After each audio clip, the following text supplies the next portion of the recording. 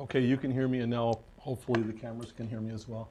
Good evening, everyone. My name is John Foliot, and I do currently work at Stanford. I've been doing web accessibility for about 10 years now, 11 years. First in Canada, so if you hear me say about, you'll know I'm not from around here. And I've been at Stanford for about 5 years now. Many of the people that I work with at Stanford, accessibility is still kind of new, kind of foreign to them. They get that it's important, but they don't always understand how to do it, right? So that's my role, is to try and help them understand the issues and work with them collaboratively to find some solutions. So tonight I'm going to talk about HTML5 and accessibility. So who here has heard of HTML5? Yeah, stupid question, right? Okay, how many people here are using HTML5 on a regular basis? Yeah, I got a whole bunch of guys here from Yahoo, though. What a surprise. So anyway, so we're going to talk about HTML5 and accessibility, but the important part is the accessibility part. And so before we even start talking about HTML5, I wanted to do a quick little touchdown on what we mean when we talk about accessibility. So when it comes to talking about accessibility issues or access issues, there's essentially four groups or four basic types of impairment that could negatively impact on how a user interacts with your website. The one that most people understand almost instinctively when we talk about web accessibility is people with visual impairments. And visual impairments can range from total blindness to just, issues of low vision, where the user might be using a screen magnifier, or people that might be have various types of color blindness and whatnot. So it's the full range. It's not just blind users. We also have auditory impairments. And so up until recently, auditory impairments usually didn't manifest very frequently on web pages because they were web pages, right? They were static documents. But we're starting to see multimedia become more and more not only a part of, but sometimes the main event on web content, web development practices. And so auditory impairment starts to become a real issue there. If you've got some kind of multimedia experience happening on screen, there's some people that are not going to be able to see it, and then there's other people that are not going to be able to hear it. So as we're developing content, we need to keep in mind that there are people that can't actually hear what's going on, and we need to think about strategies for them. The fourth type of impairment is what we call mobility impairment, and that can range from total quadriplegic, somebody who's totally immobile, to perhaps a temporary condition like one of the football players up on campus broke his wrist on the big game, and now he's not going to be using a mouse for the next 6 weeks because his hand's in a cast. And so how do we account for things like that? And when we start thinking about some of the development that we're seeing happening right now, a lot of best practices around mobile development, very often mobility impairment issues and developing for the mobile platform, there's a real close mapping, right? Because when you're developing for the mobile platform, there's no mouse to be had, right? So it's maybe touch screen, or in the case of a mobility impaired user on a regular desktop machine, they're using the tab key to tab through focusable elements on the page. So again, thinking about mobility impairments and what does that mean and how do people interact with my content is something that's very important to keep into consideration. Finally, the last and probably the hardest group is what we refer to as cognitive disabilities or cognitive impairments. And this one's really, really tricky because in the other three groups, we can pretty much sort of do some quantifying of different user experiences based on the disability. But when it comes to cognitive impairments, I mean, it can run the full gamut, somebody who's got Down syndrome, for example, to perhaps just someone who's dyslexic, words dance on the page, or English is not their mother language. It may be second or even third language. And so it's understanding our users, structuring our content, being aware, of what we're saying and how we're saying it. You'll never find a total solution for any one of these groups. There's no such thing as nirvana. There's no such thing as 100% accessible to anybody. But in the realm of cognitive impairments, it's probably the hardest one to deliver on. And I don't have easy strategies. There are no easy strategies. There's a couple of tips and tricks, but it's really the key is understand and know your audience, know who you're developing for, and think about, does this make sense? Right? Think about your mom and dad and how they interact with the computer. Because if your folks are like my mom and dad, mom goes like this all the time, right? So at the W3C, where I'm a huge fan, we came up with something called the Web Content Accessibility Guidelines, and we're actually at version 2 right now. But at the heart of these guidelines is a basic principle. It's called POUR. P-O-U-R, stands for perceivable, operable, understandable, and robust. And so perceivable means that information and user interface components must be presented to users in ways that they can perceive it. They have to understand it. They can't go hunting for it. It can't be some kind of hidden control. This affects people with visual impairments, auditory impairments, cognitive disabilities. Okay? It needs to be clear and upfront. Don't be cute. It means that users must be able to perceive the information being presented, and it can't be invisible to all of their senses. Operable. User interface components and navigation must be operable. So again, that goes back to, I mentioned the mobility impairment thing.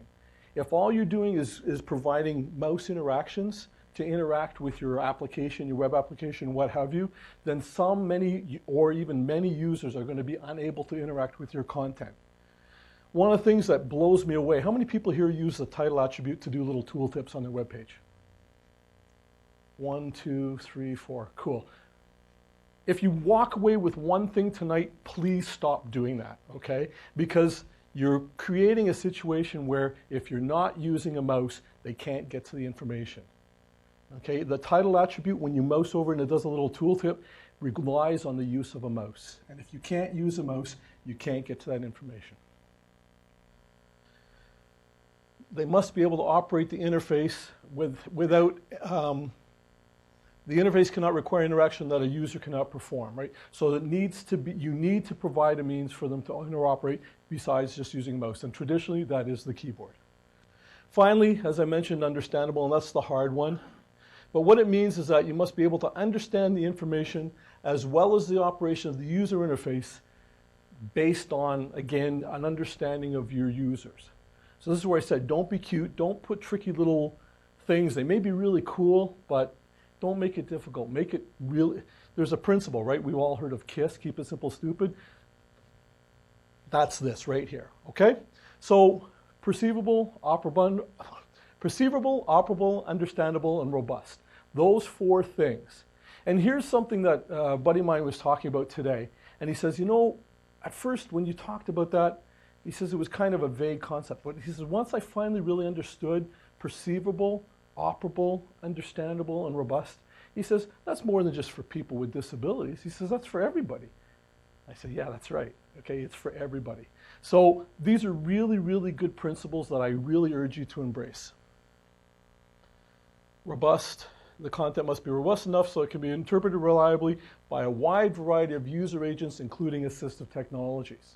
Okay? So we know now that the web is exploding in multiple directions.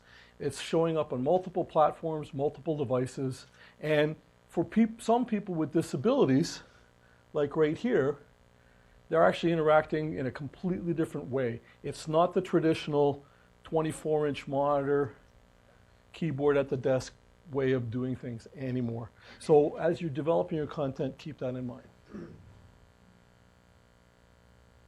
Now, one of the things that we absolutely embrace and acknowledge is that technologies and user agents evolve.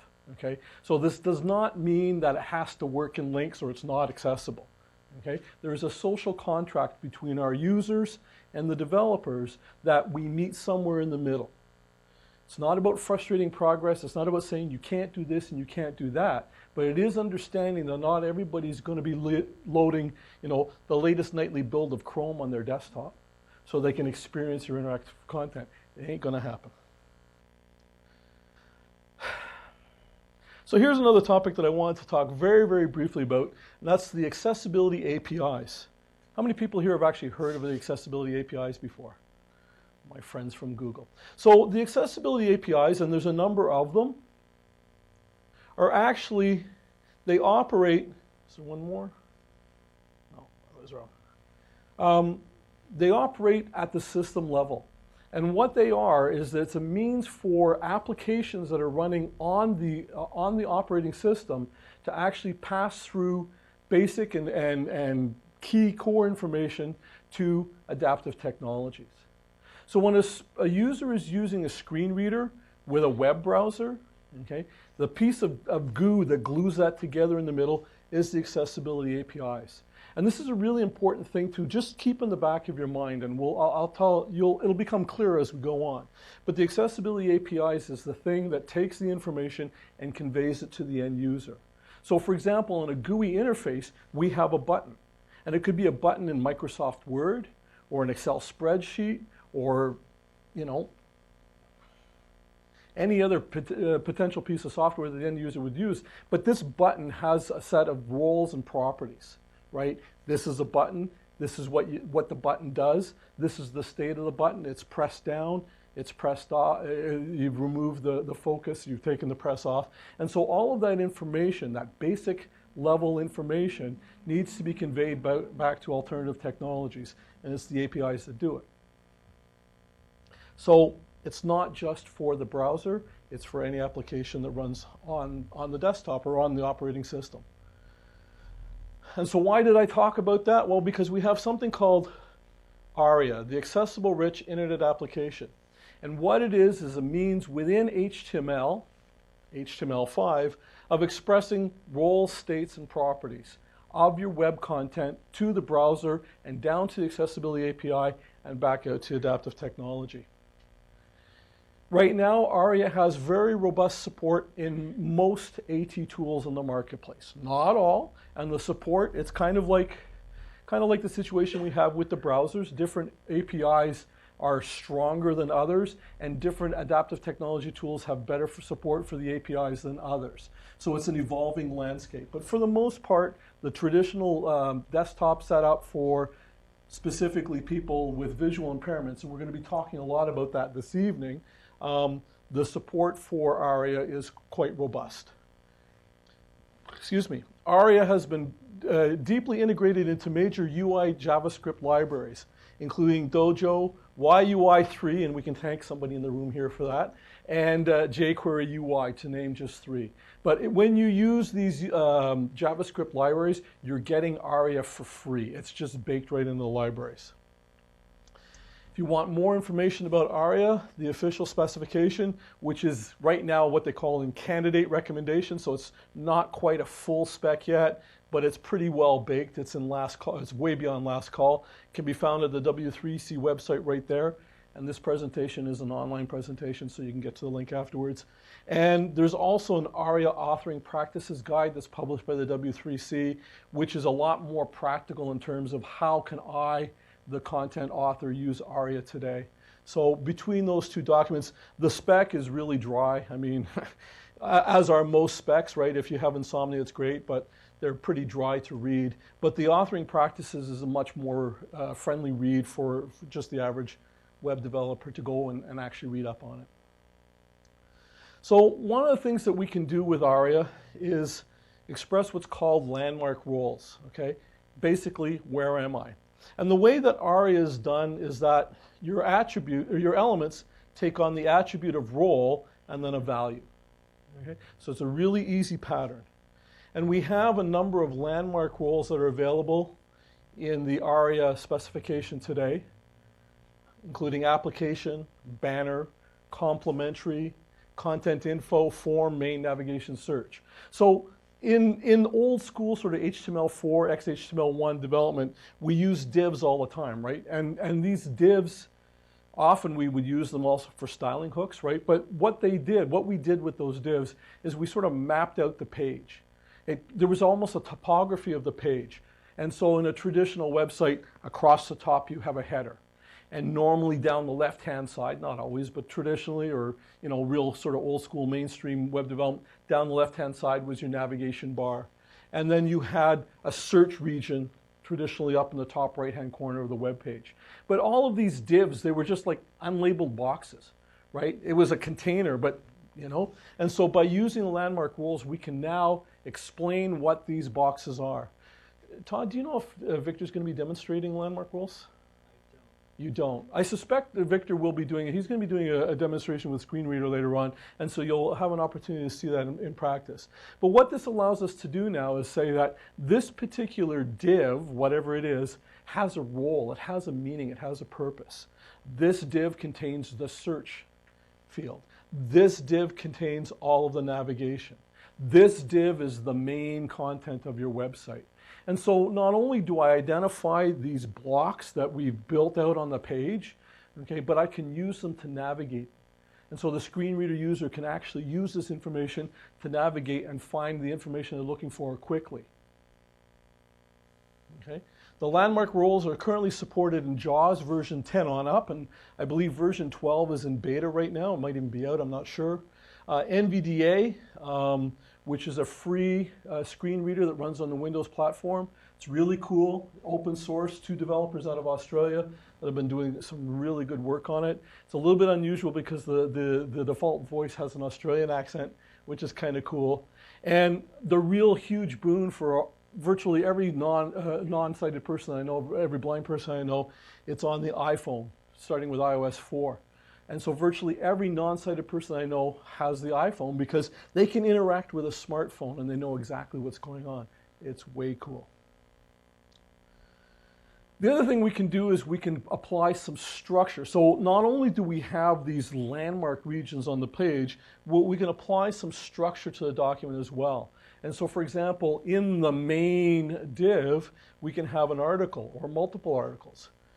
There's column header, there's directory, there's document, there's math. So math is an important one.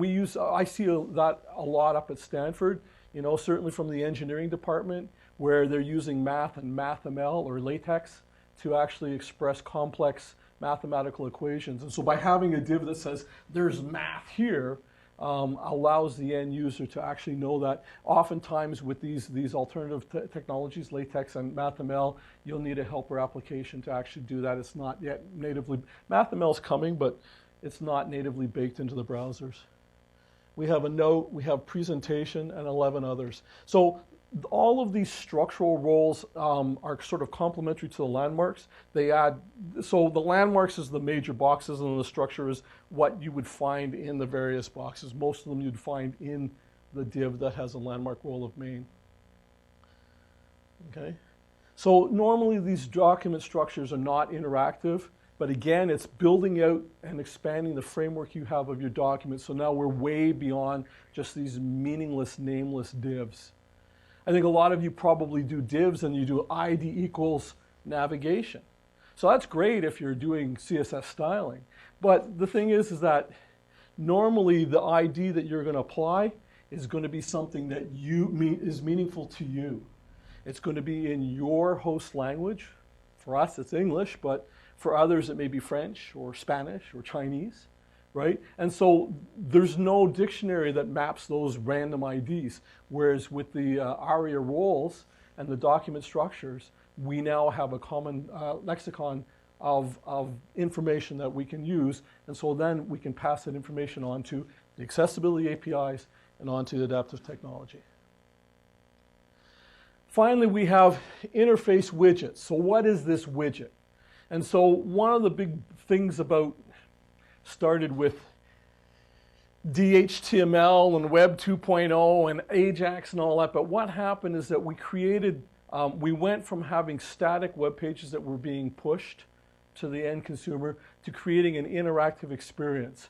And along the way, usually using the power of JavaScript, we started creating a whole bunch of different widgets so that we could start to recreate these really sort of sophisticated interactive things on our web pages inside of the web browser. And so a partial list of the widget roles that we can so this is information that you can actually apply to that little widget thing that's been built in JavaScript, is an alert or an alert dialog, pop-ups, right? Button, and I'll talk about that a little bit more in a second. Checkbox, dialog, menu, menu bar, menu item, option, progress bar, radio group, scroll bar, slider, spin buttons. There you go. You can read them all. I don't need to read them out to you. And 15 more. So there's a whole raft. Most of these widget roles, okay, are focused towards the JavaScripters, right? And I'm not a JavaScripter. Lord, I'm not a JavaScripter. And so I'm not really going to talk a lot about it. But if you're writing JavaScript today, I strongly urge you to take a look at this. If you're building interactive widgets to be embedded into web pages, this is the way that you can convey to the end user what this widget is, right? So for example, we have here the slider, okay? Slider is really common, okay? And so what we can do is we can say this is a slider. Not only that, but this is the, there's a way using the label or described that says this is the volume slider, or this is the treble slider, this is the bass slider, this is the balance slider. Right? So now we can convey all of this information. It's not just a little JavaScript thing that represents itself using some visual on the screen. So why am I talking about all this ARIA stuff? Well, some really good news is that ARIA is now officially part of HTML5. So ARIA has been around for, no longer than that. They started working on it in like 2000, 2001. And the first kind of workable draft specification probably was usable around 2004, 2005. You were not that far off. So about 2005 or so, we started to really start seeing it being adopted. So the AT tools were starting to actually work with ARIA information. But the problem that we had was when you used ARIA in either HTML4 or XHTML1, it created a situation where your pages would not validate. And if you were in a situation, if you were working in a shop or working for a client, and remember I said I was Canadian, so the government of Canada had a real problem with this, because one of the things that they were mandated to do was create content that passed the validators, right? It had to be valid code, okay? And so the problem is that they would create this wonderful HTML document, XHTML1, strict, and it would pass through the validator, and then they'd go in and they'd add all of this ARIA information, and it would fail the validator. Which was a real drag, because here we are adding stuff to the content that actually made it more usable for non-sighted users. We were actually adding it, making more accessible, and it wouldn't validate. With HTML5, you can now use ARIA, and it's fully conformant. It'll pass through the validators. This is a huge win for those people that are mandated to create accessible or conformant code. So, sorry, there is in fact the ARIA markup, the ARIA addition to HTML5, and the URL is right there. So, HTML5. So one of the things that's really cool about HTML5 is that they went out and they started looking at a huge collection. Google actually crawled a gazillion web pages. I don't know what the actual number was. Ian Hickson won't tell us, but they crawled the web and they started looking for basic building block patterns, recurring themes that happen time and time and time again. And what they noticed was that the basic semantic structure of a document looked like this. And so they noticed that virtually every page would have a div with an ID of header, or translate header to your language of choice, but basically there was a div that had the header, banner, and whatnot. And so instead of just having an ID of header, they actually created a new element called header. Instead of having a div with an ID of nav, they created a new element called nav, footer, and they created these three other native elements: article, aside, and section. Okay? And really, these three, article, aside, and section, they're all complementary to each other. They all sit inside the main content. Traditionally, they do. Okay? But now, what we have here is native semantic elements being created in HTML5. So before, we were looking at ARIA, and we had all of these roles that were describing what these various regions were. In HTML5 now, we've created native elements. This is really, really cool. But, as I said, you notice anything? That these basic headers have been addressed before in ARIA. So here's our code, looking at it as basic HTML code today. And so what I do, what I propose, what I suggest to people up at Stanford today, okay, because the problem right now is that HTML5, all of these landmark elements that we just looked at on this page here, okay, a lot of the browsers still don't know what they are. And so when a browser doesn't know what they are, it defaults back to essentially div. And so all of the goodness that HTML5 today is giving us is not being conveyed to all user agents. The way that browsers are upgrading, it's looking promising, but we still have people that, and for most of us that are doing commercial development, we still have to support IE. Yeah, okay, I didn't even want to say it, but IE6, IE7, IE8, right? So all of this stuff is meaningless to them. So what I do is I actually propose a belt and suspenders approach, right? And so let's just take a look at a basic document. So I have a header. The header element which for browsers that don't support the HTML5 will just sort of recognize it as div. So I add the role of banner.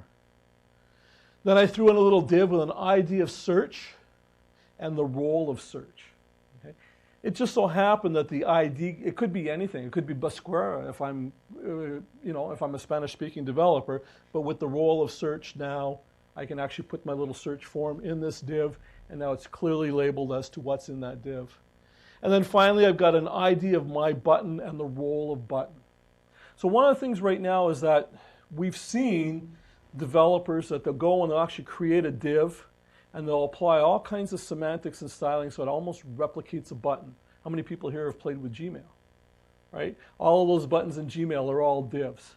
Okay? So the role of button now, we should be using the actual button element, but those are really hard to style. And so this is why a lot of developers aren't doing it now. So we now have a role of button. So I'm not saying do this. I would much rather you use the actual button element. But if you're not going to, if you're going to do a div, you can add the role of button, and it will convey back to the AT, this is in fact a button. It has button functionality. We have a div with a role of navigation. It happens to be the nav element with a role of navigation. And then we have a select. So you can have a little select drop-down box. We've seen this many times where, and oftentimes it's done with JavaScript, where there's a select box, you pick what it is, and then it's effectively acting as a menu. So I gave it a role of menu. And then I have a div with the ID of content. So in HTML5, the one thing that they did not define was an actual content or main element.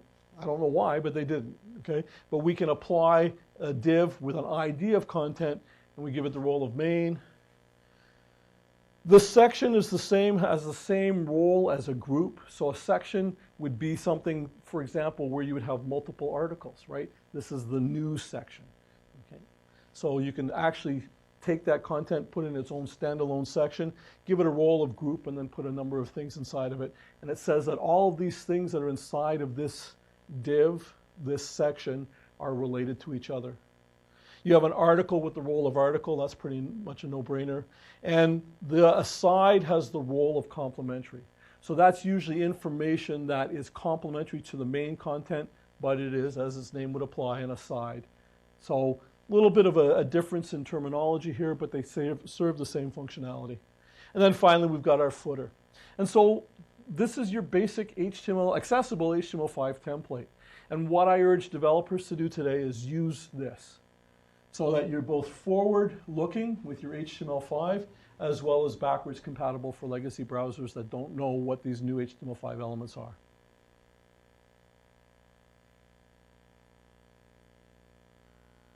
Okay.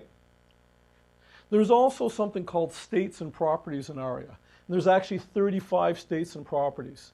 And I've listed them all here. I'm not going to flip through all of them. But I've noted essentially the difference between a state and a property is that properties, the basic understanding of a property is that it's not going to change, whereas a state will probably change based on interaction by the end user, right? Your dynamic HTML, your Ajaxy stuff. And so, for example, here we have the ARIA state of hidden. So something will be hidden and then it won't be hidden, right? Or ARIA checked over here, where the state of the box is checked or unchecked. And so oftentimes you'll see a sign-up form, and down near the submit button, just before the submit button, it says, yes, I want to receive your spam of the week, right? Newsletter of the week, whatever. And the box has already been pre-selected. And so by actually adding the ARIA state of ARIA checked state to that checkbox, we can convey that back. And so all of these states and properties are Boolean selectors. They take on the value of true or false. And by default, it's false. So if you don't declare it, the value is false. But if you want to invoke them in your page, it would be whatever, ARIA something, and true or false. Okay. One of the ones that I have, so the ones that I've highlighted in yellow are the ones that you would probably use most frequently on sort of kind of vanilla web development today. Some of the other ones, again, kind of go back to the JavaScripting and the interactivity. But the ones that are highlighted in yellow are things that you could actually author into static HTML documents today. And some of them are really useful, and we're going to look at a couple of them. One of them that I've highlighted right here is ARIA describe by. So I try not to get too political at these things, but how many people here know about long desk? Show of hands. Okay. So if you've ever heard of me before, you probably know my stand on long desk, and I have a couple of smiles in the front row. One of the things, there's a lot of back and forth over whether long desk should be retained in HTML5 or not. And one of the arguments for deprecating or obsoleting long desk is that we could use ARIA describe by. It replicates the same functionality, except there's a problem with this. Okay? What they're suggesting is that they would take a div of content, they would put it off screen using a normal off-screen placement technique that I'm sure everybody in the room has used more than once, and then you would point to it. So the way ARIA describe by works is you take something, an element on the page, and you give it an ID. Okay? And then ARIA describe by equals is the value of whatever that ID is, and that's what creates the programmatic link between this content that's over here and this content that's being described by that content. But the problem is that if you put that content off screen and it's out of sight, one of the things that the accessibility APIs must do, it's baked right in, is it's going to flatten it out to string text, which means you lose all of your HTML semantics of all of that content that's off screen. And there's a really good reason for this, okay? And it has to do with tab focus. Imagine, if you will, a list of 5 things. So I'm going to say that this thing here is going to be described, and I'm going to describe it. I'm going to list the 5 properties as the description, and because I want to use semantic markup, I'm going to have 5 bullet points. The problem is that each one of those bullet points is a tabbable item for the screen reader. So remember, we were talking about people that don't use the mouse and they just have to use the tab key, okay? And so when they tab, you get focus. Now, normally, you know, lists and whatnot is not something that you would consider to be tabbable, but yet for a screen reader, they want to be able to process the list bullet point by bullet point by bullet point, tab, tab, tab. Okay? Let's say you have a table off screen. Each cell, tab, tab, tab, tab, tab. When it's off screen, if you have all of these tabbable items, what's going to happen is that on screen, there's no tab focus. So now people with cognitive disabilities are totally lost. I'm hitting the tab key, but where's the focus? Nothing's happening. And so the APIs are hardwired to say that anything's off screen must be flattened out to string text. So for that reason, you can't have any semantically rich content off screen and then use ARIA describe by to point to it because it's flat. The way to get around it is to find some way of taking that off-screen content and then bring it back on screen, and then you preserve your HTML richness. I have 2 here that are in red boxes. I don't want to do that. ARIA hidden and ARIA multi-selectable. So with ARIA hidden, okay, hidden is an attribute in HTML5, and so you can take an element and you can add the hidden attribute to it. So it'd be div ID equals foobar hidden, and then that entire div is hidden from the content. But here's the thing, is that when it's hidden to all technologies, right? So one of the things that we still do, although it's kind of falling out of favor right now, is one of the things that we would do is we would put something called a skip nav link at the top of the document.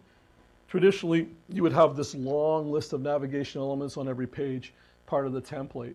And a screen reader would have to listen to all of those links every single time. And so you would make the very first link would actually be a named anchor that would skip right over all of those elements on the page so you could get to the meat and potatoes of the page. And so I've seen this so many times where they would using CSS display none, right? And so the problem is that display none means it doesn't display to anything, including the adaptive technology. Why? Because it's the API, right? You're saying to the API, this doesn't exist, don't show it. And so the API says to the non-visual tool, this isn't here, because I'm being told it's hidden and you can't see it. So ARIA hidden is equally powerful as display none. And so if you're going to use it with caution, because when you make something hidden, it's hidden to everything, including screen readers. The other one is ARIA multi-selectable. And I understand why they put it there, and it's my hope that you never have to use this. So one of the things that we can do is we can use the select element, right? The drop-down box, and using different modifier keys depending on operating system, you can actually hold down the modifier key and select more than one item in the select box, right? We've all seen that before. So here's where the problem arises, is that sometimes, and I've seen this, the viewport for those selects maybe will allow for 5 choices out of a list of 12, okay? And so what happens is you'll select number 1, and then you'll sort of try to tab down and then select number 4 and hope that you haven't lost them. And then you'll tab down some more and hopefully select number 12, but now you're not sure whether by holding down the modifier key you still have 1 and 4. It's a real mess, okay? It's a mess for me, for a mainstream user. And so when you no longer have the ability to see this, when you have mobility impairments where you can't actually use the mouse to scroll up and down, when you have cognitive disabilities, this is a real problem. So I really urge you not to do it. But if you are going to do it, then use ARIA multi-selectable equals true, so at least the screen reader knows that, okay, it's one of these things again, so use some caution. Okay, so forms. One of the huge things, as we said, about you know, sort of AJAX and DHTML and Web 2.0 was this interactive ability that we could do via the web browser, right? It was no longer just pushing static documents, but now you could actually interact with your client, the end user.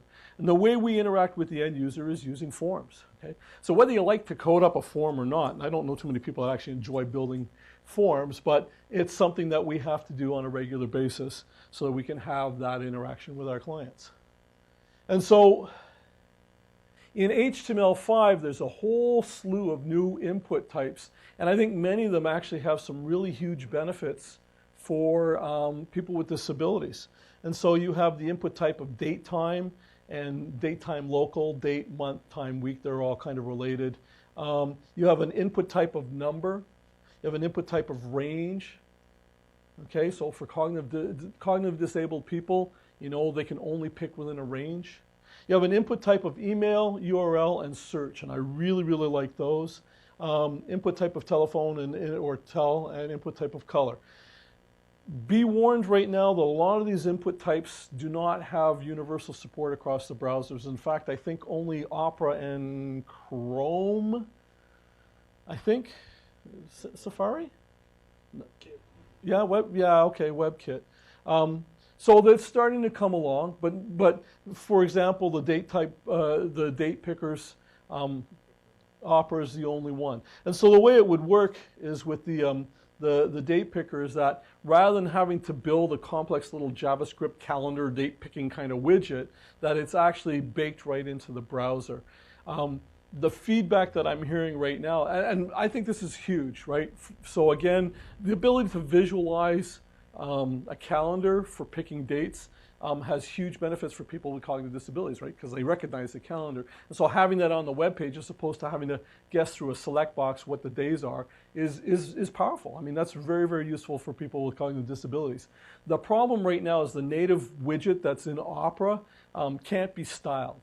It's using the browser styling. And so a lot of the visual designers out there are really unhappy with that. They want the ability to style the date picker, which is one of the reasons why a lot of the other browsers have been sort of reticent and slow to pick up on it. But the three that I highlighted here, email, URL, and search, okay, you'll see these today. And one of the things that's really driving the support for that is these things right here, okay? Your mobile interfaces, your iPhones. And what happens is that when you specify an input type of URL or email, what you'll see, especially in the iOS on the iPhone, is that the keyboard actually changes. And so you actually have, and I don't know if you can see the picture here, so you'll have the @ button as part of the main keyboard that first is exposed to the end user. They don't have to go hunting for it and drill down 2 or 3 layers, you know, numbers, alt or something like that. It's right there on the front page. So I think this is really a hugely positive thing. Again, for cognitively impaired users, they don't have to go hunting for these common things, the @ symbol or input type of URL, you get the .com button right on the main screen. For people with mobility impairments, again, they're not having to fiddle around. It's right there on the main interface. So again, these are really, really cool. You can use all of these today. The support varies from browser to browser, but here's the thing. Even when you use them, if it's not supported in the browser, it reverts back to the native text input. So there's no harm in using them, and there's a lot of potential benefit that can be gained by starting to use them today. There's also a number of new attributes that have been added to the form inputs, including autocomplete and autofocus. All of the form types here, list, multiple pattern, placeholder. I think that one's really useful for people with disabilities. Required, step, and spell check. Spell check's actually not an attribute in the form spec. It's actually part of content editable, which is another part of the HTML5 spec. We'll look at that a little bit more in a second. I highlighted two here, placeholder. So one of the things that we've had in the past is that, and you would see this very often in the search box, you know, it says search, and then the idea is that when you put focus on the search box, the JavaScript would clear the text that was there, and you could type in your search term and away you go, right? So that was actually a fairly good idea. It gives people an idea of the kind of information, you know, or your birth date, and it would say dd/mm/YYYY inside the actual box, and when you put focus, it would clear and you could put in the date. The problem is that it didn't always work.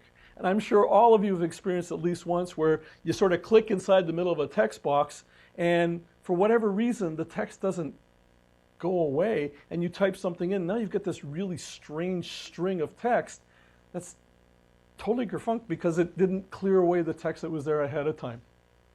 Placeholder removes the need to do any of that kind of thing. It's a value on the input type, and it actually displays in that little box, but it will work all of the time. I've never seen it not work. So it does the same thing with no JavaScript. Okay? And that's really important too for web developers, especially again if you're working, developing for the mobile platform. JavaScript is a real hog. Okay? It's extra code that you got to push down the line, and every bit counts when you're pushing to a mobile device. And the other thing is that the JavaScript engines that are on the mobile devices, that's the #1 battery drain from the browser, right? The power that is drained from the battery just for the JavaScript engine to process JavaScript in the browser is the #1 thing that shortens the battery life of a mobile phone. So anytime you can push that functionality to the browser instead of using a JavaScript library to do it is a good thing. I have autofocus outlined in red, which is my way of saying we got a bit of a problem here. So autofocus is cool. And if you're developing for clients all the time, they're going to say, yeah, as soon as the page loads, I want the cursor blinking in the input box so they can start typing right away. That sounds cool, except the problem is that the moment you put focus midway in the page, anything that came before that particular input is completely gone to the screen reader user because you've jumped right over it. You've put focus in the middle of the page. And so it breaks the perceivable, operable, understandable thing. I don't understand what happened here. All of a sudden I'm in the middle of a text input. Am I supposed to know something? You as a sighted user, you can read all of that text, but the non-sighted user misses out on that. So I've got a couple of form examples here, and so here's the first one. So we got a little, for some reason it doesn't seem to work when I use S5, and so you have to pretend that it's blinking here, okay? Because it's not working. But anyway, so you've got your basic form, but the thing is that there's some really important information here. Okay? Do not search for rainbows or unicorns because it's going to cause your website to explode. I made it up. It was stupid, but whatever. Okay? But this is really important information. And then there's the search, there's the label, and then there's the text box, and there's the submit button. But with autofocus, the cursor is going to be right on the text input, and so it's going to miss all of that important warning information. So I've banged out a little bit of code here, and we'll take a look at it. So the first thing that we do when you're building a form, and this is Forms 101 for accessibility, is I've added the label. And what happens is that label actually is linked to the ID. So I have an input type right here, and I've given it a unique ID. So you can only use ID once on a web page, right? So every element's going to have a unique ID. And then I can programmatically link this term to this input using label 4. And so I use the term of search here, but it could have just as easily been jelly bean. It doesn't really matter. Okay? But now I've got a direct programmatic link between the text box right here and this term right here. Why is this important? Well, for many screen readers, the way that they work, and I think Victor will probably talk a little bit more about this, but the way a screen reader works, most of the screen readers work, is they use something called a virtual buffer. So essentially, the way I explain it to people on campus is, have you ever watched when young children are first learning how to read, and they run their finger under every word in the book so that they can read the word from word, right? We've all seen this behavior. We've all experienced children at least once in our lifetime. And so this is what happens. And so what happens, the screen reader does essentially the same thing. Programmatically, but it does the same thing, is that it actually focuses on each word so that the speech engine can actually say the word as a word.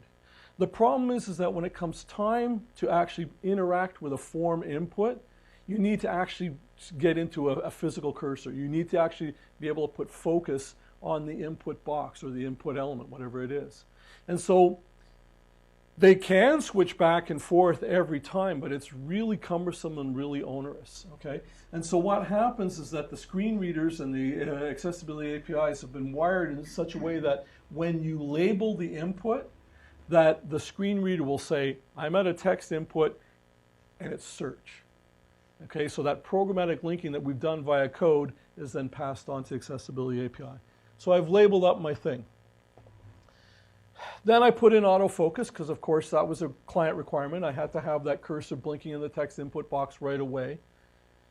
But then I added the ARIA describe by attribute, and again you can see how the instructions here is directly linked to the ID of instructions on this paragraph. So now what I've done is that I've linked this input type not only to a label of search, but there are some basic instructions about this input type. And what are they? Searching for rainbows and unicorns will cause this website to explode. The way a screen reader would actually render this, it changes from reader to reader, but essentially the experience is basically the same. It'll say text input, search, and then it'll read out that text. Okay? What's really important to understand is that this text here, whatever I've linked to the ARIA described by, is read out automatically. There is no pausing, there is no trigger that says tell me more. It just it blurts it right out. So you want to be careful that your instructions or whatever it is that you're linking your described by to is succinct and short. It doesn't need to be the Magna Carta, because the screen reader is just going to read it all out, and it can be really, really annoying to get 3 paragraphs worth of information. It's way too much. That's cognitive overload. So like you said, it's flat, right? Even if you were putting a strong element in there, plus screen reader, that's right. Yes, because it's not, no, because it's on screen. This paragraph is actually on screen. It's right here, right? But if I had moved it off screen, then it would be flattened to string text, okay? But if it's on screen, then yeah, it preserves all your semantics, okay? Which is, language as well, right? And then finally, I added the placeholder, don't search rainbows and unicorns. And so there it is down there, grayed out. Todd? Sorry to harp on this, but regarding the flattening, is that an accessibility API thing that's doing that, or? Yeah. But okay, let's say instead of putting it off it's a combination of ARIA and the accessibility APIs. And instead of putting it off screen, let's say it's in the viewport, but it's with 0, I0, overflowed. I haven't tested that, Terry, so you'd have to, I know you like to test those kinds of things, so that would be something to try, But the way that the ARIA spec is written right now is that anything that's not visible is flattened to string text. Todd, if you want, I can send you the spec details on that, but that's what it is. Okay, so now this is a significantly more accessible form than if I just put, input type, or rather the placeholder and the label. So the ARIA described by is what makes it nice. So here's another one. And the example that I have here, I'm not saying that you have to do it this way. In part, I've done this just because it's a slide and I wanted it to be very visual. And so we have two form inputs here. One is called name and the other is called email. And they've got little asterisks behind it, right? Because we all know what little asterisks mean. It means that it's required information. The problem is that the way a screen reader would traditionally read this would be name star, email star. Now, most screen reader users today, they've pretty much resigned themselves to that's what it is and they know what it means. But as a user experience, it's not really great. And so I took a bang at this using some of the ARIA stuff and some of the HTML5 stuff and hopefully came up with a slightly better user experience and an accessible form. So the first thing I did is I did a little bit of CSS. And I created a class called required, and I gave it a background color of yellow. What's important to understand is do not just use color to convey information. Again, remember those people that might be colorblind, the visual impairment spectrum. Okay, but I did use yellow to outline it. There's other things you could do that perhaps are less garish than that, but whatever. But the other thing is I created a background image, and I used asterisk.png. And what I did is I set that as a non-repeating background behind the text that labels the elements. And then just for fun, because people are always asking me what's the best way to lay out a form, a basic form. Terry, you're shaking your head. You don't like that, huh? I know there's some real, Victor's going to talk about this too maybe, but I actually did it in a form, or in a list.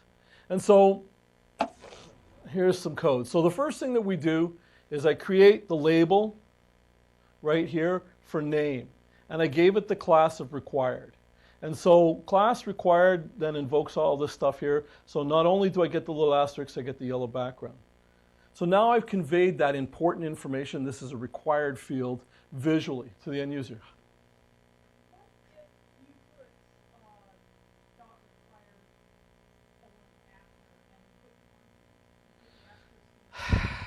That's a really good question. So you're talking about the before and after pseudo selectors in CSS. So the way that the specification is written right now, and I have a concern about this personally, and I'm discussing this with a couple people because we might be filing a bug at the W3C. The way that the CSS spec reads right now is any pseudo content using those pseudo selectors is exposed to the DOM, exposed to accessibility APIs, and is in fact read out loud. Okay.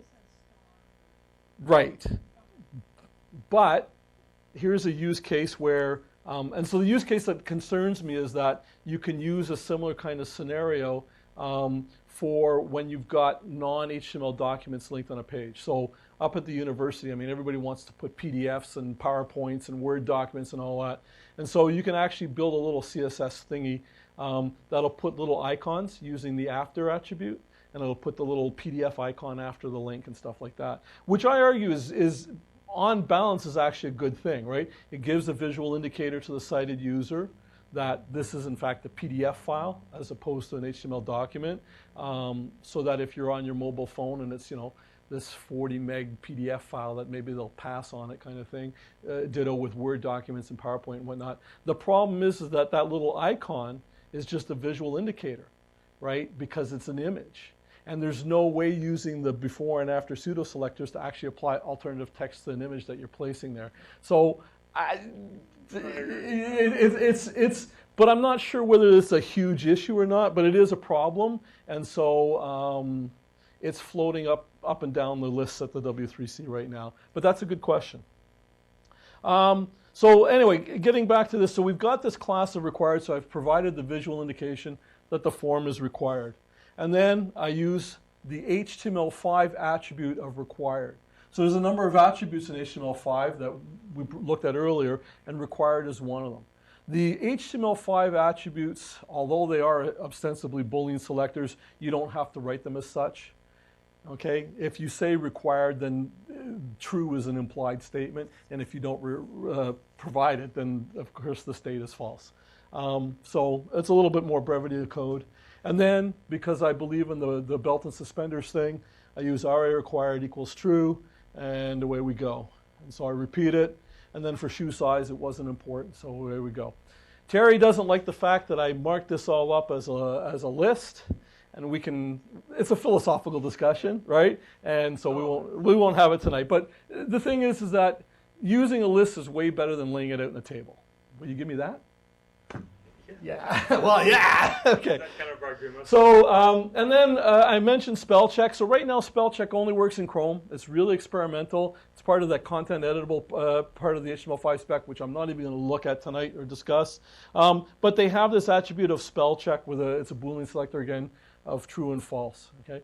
I believe from the cognitive disability side of things and the fact that I'm a lousy speller, that having built-in spell checkers in the browsers is actually going to be a really good thing and will help in the accessibility spectrum, the cognitive disability side. So it's experimental. I threw it up there because I thought it was kind of cool.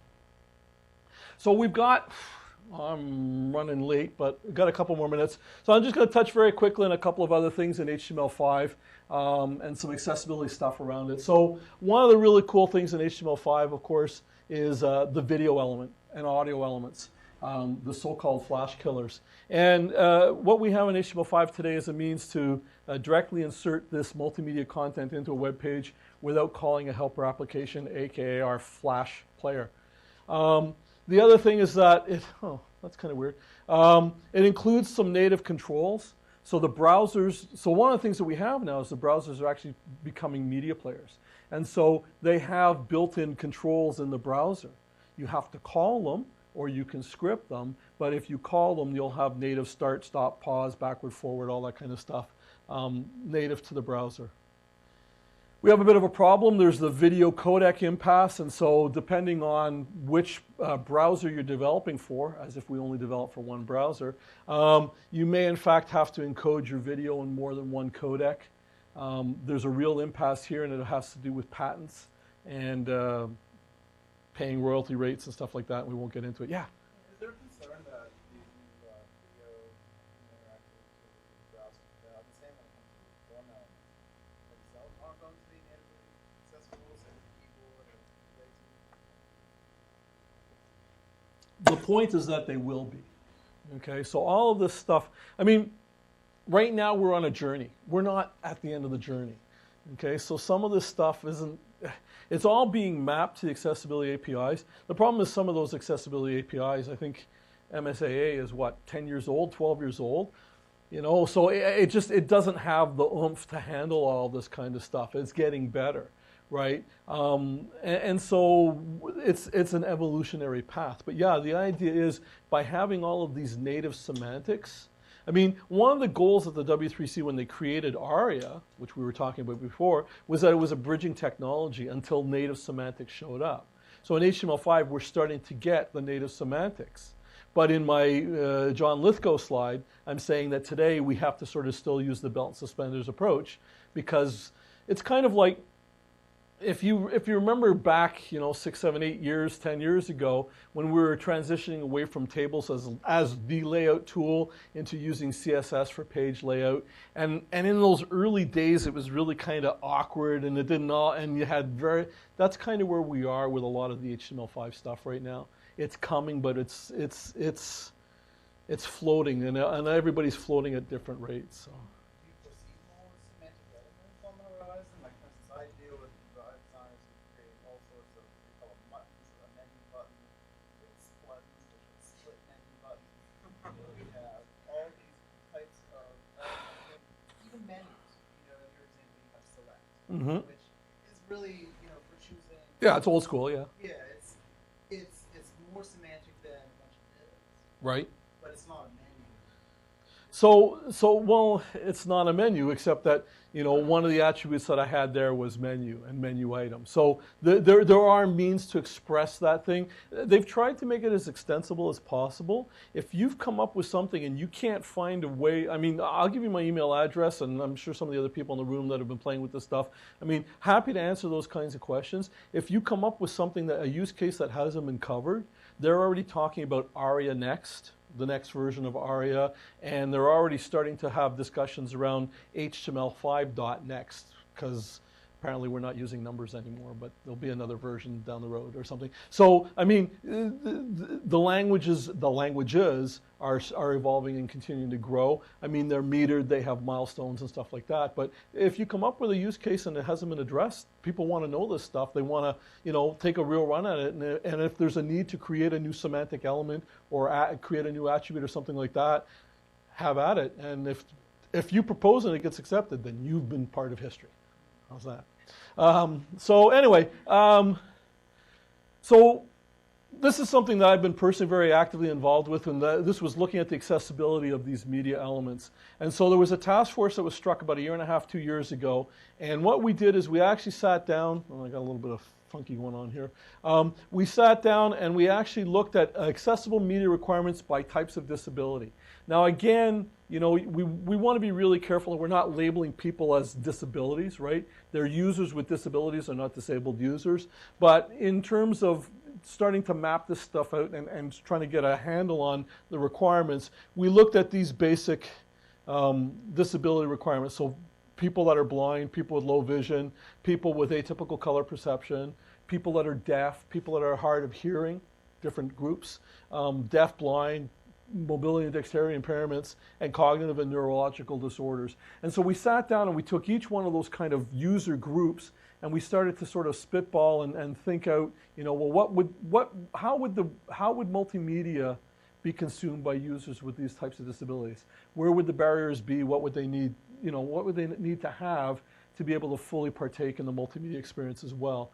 And so we came up with a couple of different content technologies. These are ideas, these are conceptual ideas. We're not saying specifically this is how you have to do it, but what we did is we went back to the browser vendors and said, these are the requirements. You tell us how you're going to deliver on the requirements, but these are the requirements. And so we have described video, which is really cool. So imagine a little voice that sits on your shoulder, and for a non-sighted user, something's happening on screen, and it's really important because the guy's talking to the audience, but when he's walking over, he's going to stab Terry in the head, right? Yeah, well, whatever. I mean, it's just a visual. And so the little voice on the shoulder would say that while John was talking, he walked over, swinging at Terry's head. So that's described video. It's complicated to do right now, but there are actually legal requirements to do that in places like the UK, and we're likely going to have it here in the United States as well. The FCC are reviewing the regulations right now, so we absolutely needed that. There's also text video description. So one of the things that's really, really cool, and I'm going to start talking really fast because I'm running over, is screen reader users, the synthesized voices that they have, they can actually speed up those voices significantly. So normal human speech rate is somewhere between 150 and 180 words a minute. Okay, but screen reader users will turn it to 250, 300, 350. I don't know, I'm pushing the limits there. But they'll crank up the speed really, really fast. On those radio commercials at the end where there's the little kind of the fine print on a radio commercial, and you can hardly understand it? Well, that's what screen readers are like. It's kind of trippy the first time you experience it. But one of the things that we saw was this really cool experiment out of IBM Japan, where these descriptions of the scene that was happening was actually presented to the end user as text. And rather than having voice talent actually read out, describing the scene, that it was text that was being processed by the screen reader, like the synthesized voice. And so the screen reader user could speed it up. And so instead of having to take 10 seconds to describe the scene, they could compress it down and describe it in 3 seconds. So that was kind of cool. Anyway, so these are all the requirements that we came up with, and for the most part, they're guiding the technology right now. We've got solutions for pretty much all this stuff, and we also took a look at some of the system requirements, mostly for people with mobility impairments. So the ability to control those buttons, again, without having to use a mouse. Timescale modification, okay, again, was that the ability to pause the video and still let the descriptive audio going, so that if it was an audio field, so that kind of time shifting ability, the discoverability of subtitles and captions, and all those kinds of things. So all of these requirements have been articulated. This document was prepared and finalized probably last fall, right around Christmas. And so this has been guiding a lot of the work that's been happening at the browsers. And so what do we have today? Right now we have something called the track element.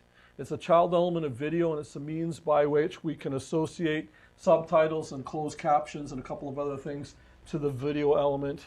We have A couple of different timestamp formats. There's Web VTT, which is very much like SRT. It's a very simple to author, simple to read timestamp format that's got some hooks for styling and whatnot in it.